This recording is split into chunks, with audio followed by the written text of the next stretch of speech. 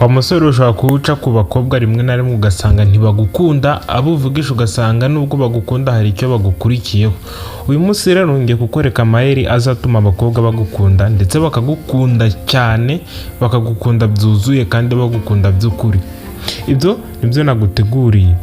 Hari igihe usanga abasore rimwe na rimwe biheba bavuga ngo bafite amasura mabi, bateye nabi, ariko ugasanga hari amayeri bakagombye gukoresha kugira ngo abakobwa babakunde. Uyu munsi rero nibyo naje kubereka, ariko mbere ko ntangira kukubwira byinshi, banza ukande subscribe niba utarayikanda kugira ngo ujye ubasha kubona ibiganiro ducisha kuri uno muyoboro. Ikintu cya mbere uzakora kugira ngo abakobwa bagukunde, kunda gukora akazi cyane kandi ugashyiraho umwete, wirengagize abandi bantu bagiye batandukanye bashobora kukurira umwanya, ahubwo wowe ukunda akazi, urebe ko abo bakobwa batazagukunda. Arega iyo uri umunebwe nta mukobwa wakwemera kugusanga bitewe n'uko urugo rwanyu rushaka kuzaba ari rwa rugo rw'inzara. Ariko igihe uri umukozi, umukobwa nawe ashobora kuza avuga uriya musore ni umukozi, niduhuza imbaraga urugo rwacu ruzaza rukomeye. Ariko niba uri wa musore utazi gushaka akazi, utari wa musore utazi imirimo, ukaba uri wa musore wirirwa uryamye, mbese udakora akazi, menya ko nta mukobwa uzagukunda. N'uzagukunda azaba ari wa wundi wabuze amahitamo avuga uti reka nze pfe kuruhira kuri wowe, cyangwa se akaza yizeye ko uzahinduka. Rimwe na rimwe hari igihe uba utazahinduka bitewe n'ingeso wize cyangwa se imico we wibitseho. Iyeri rya kabiri uzakoresha kugira ngo abakobwa bagukunde, gira imico myiza. Rimwe na rimwe usanga abasore bagenda bafite imico igiye itandukanye, ugasanga umusore afite imico itari myiza, wenda akunda kugwana, asoma ku nzoga akagwana, cyangwa se ugasanga afite indi mico yihariye mibi ituma yandika izina ribi muri karitsiye. Rero igihe uri umusore ushaka kugira ngo ukundwe, gira imico myiza. Imico myiza ituma n'ukubonye cyangwa se n'umukecuru ufite umukobwa igihe akubonye avuga uti wowe uzambera umukwe. Rimwe na rimwe hari igihe uri umusore mwiza akavuga uti, nk'igihe uri kugenda akaba yaguhamagara ngo mukwe wanjye. Ariko igihe uri wa musore mubi, ugwana, ufite imico mibi, utukana, mbese nta mico myiza ikurangwaho, menya ko ntawe uzaguha umukobwa we, cyangwa se nta n'uzakwita ku kazina igihe ugenda avuga uti mukwe wanjye, aho ntawe uzabikubwira. Ariko igihe ufite imico myiza usanga banagushyingira abakobwa babo bitewe n'ukuntu baba bakubona. Igihe rero wubatse izina ryiza bishobora gutuma abakobwa bagukunda, ariko igihe ufite izina ribi, ufite imico mibi, ntawe uzagukunda. Ndakubwiye ngo shaka uko wiga imico myiza, bizatuma abakobwa bagukunda. Iyeri rya gatatu uzakoresha kugira ngo abakobwa bagukunde, irinde kunywa inzoga ngo wandagare. Rimwe na rimwe usanga mu buzima abasore banywa inzoga, rimwe na rimwe ugasanga bazinywa busupu. Kwa kundi umuntu aba afite nk'agasozi k'inyama, ukuntu aba ari kugasoma nyine, ugasanga n'umusore niko yinywera inzoga. Rero umusore unywa inzoga nk'ukunywa isupu, menya ko ubuzima bwiwe bushobora kujya mu kaga ndetse n'abakobwa ntibamukunde. Ushobora kuba ufite igikundiro, ufite iyo sura nziza, ufite n'akazi keza, ariko umukobwa akareba uburyo ki unywa akavuga uti urugo rwacu rwazaba ari rwa rugo rw'amarira, nta rukundo rwabonekamo, kuko umugabo ukunda inzoga gutya nta rukundo yaba amfitiye. Rimwe na rimwe umusore ukunda inzoga ndetse akanayinywa akandagara, menya ko ubuzima bwiwe bushobora kujya mu kaga bitewe no kudakundwa n'umukobwa. Ushobora kuba umukunda ariko we yareba imico yawe akavuga uti wapi. Rero igihe ushaka gukundwa n'umukobwa cyangwa se n'abandi bakobwa bagiye batandukanye, irinde kunywa inzoga ngo wandagare. N'igihe uyinywa, nywa gakeya. Ntuzi kampeni yitwa tunywe resi se? Abayishyizeho se nabaswa. Rero nawe shaka uko unywa resi kugira ngo abakobwa bagukunde, ndetse n'ukubonye abone ko uri umusore wiyubaha. Arega iyo wandagaye ntumenye byinshi wakoze. Hari igihe usanga wabirangirije nko mu pantaro, winyaye nko mu pantaro. Rimwe na rimwe nta mukobwa wagukunda yabonye uburyo ki wiyandagaza gutyo. Rero shaka uburyo ki wirinda kunywa inzoga ndetse wandagare. Ikintu cya kane uzakora kugira ngo abakobwa bagukunde kandi bagukunde by'ukuri, kunda kuba busy rimwe na rimwe. Usanga mu buzima umusore ukunze kurangwa ahantu rimwe na rimwe yicaye ahantu ari gukina ikarita hamwe n'inshuti ze, bari kuganira ibiganiro bidanafite ishinge na rugira, ariko ugasanga aho hantu harahahora. Nta mukobwa rero wagukunda abona ko wirirwa aho hantu kandi nta kazi ugira. Rero byarutwa ukajya ujya kwicara ahantu wenda nk'inshuti yawe iri nko ku kazi, ukagenda ukayiganiza muganira ku byunguka, ariko igihe wicara ahantu nta n'ikintu kizimuganira n'izo nshuti mwicaranye, menya ko ubwo buzima nta mukobwa wakwemera kugusanga cyangwa se ngo agukunde ufite ubwo buzima bumeze utyo. Shaka uko usanga inshuti zifite icyo zagezeho zikungura ubumenyi, wirinde izo nshuti zazindi murakinana ikarita. Wenda mushaka gukinana izo karita ariko ntibihoreho, ukajya ucishamo nyine ukigira busy. Kwigira busy rero ni kimwe mu bizatuma abakobwa bagukunda.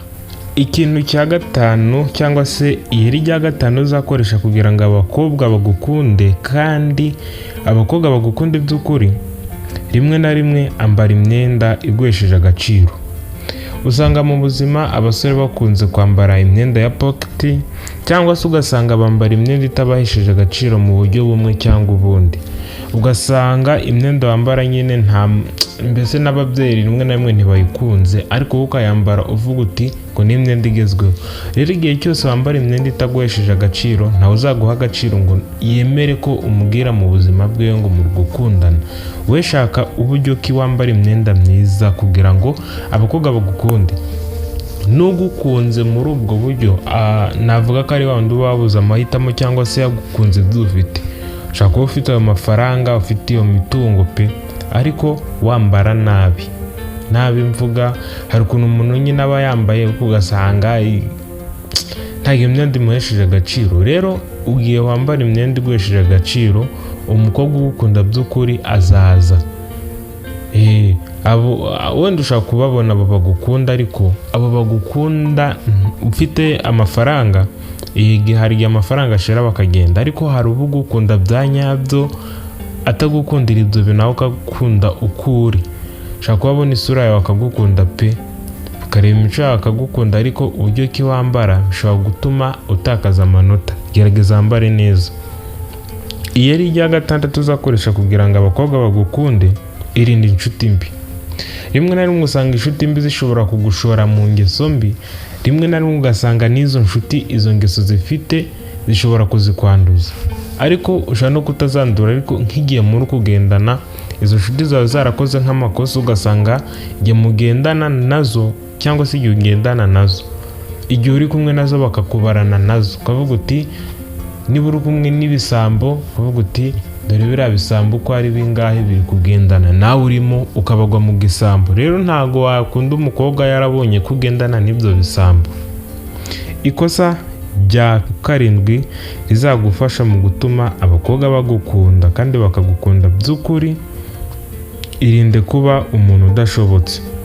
Rimwe na rimwe usanga abasore bigira utugabo, babona ko ari abantu bashobotse, bafite imico myiza, ariko ugasanga hari ibintu bakora bigaragaza ko badashobotse. Ugasanga umusore ni umufungamutwe, ugasanga ubuzima bwe ntabuha agaciro, ariko ugasanga ni umuntu udashobotse.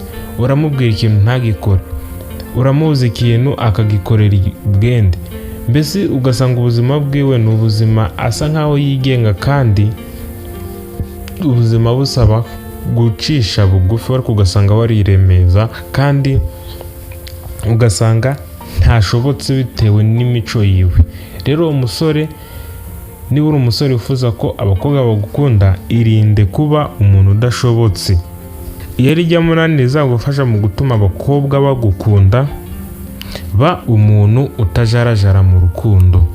Rimwe na rimwe usanga umusore umwe afite abakobwa batanakundana nabo, ukibaza uti se abo bakobwa nubwo akundana nabo yabagira abagore?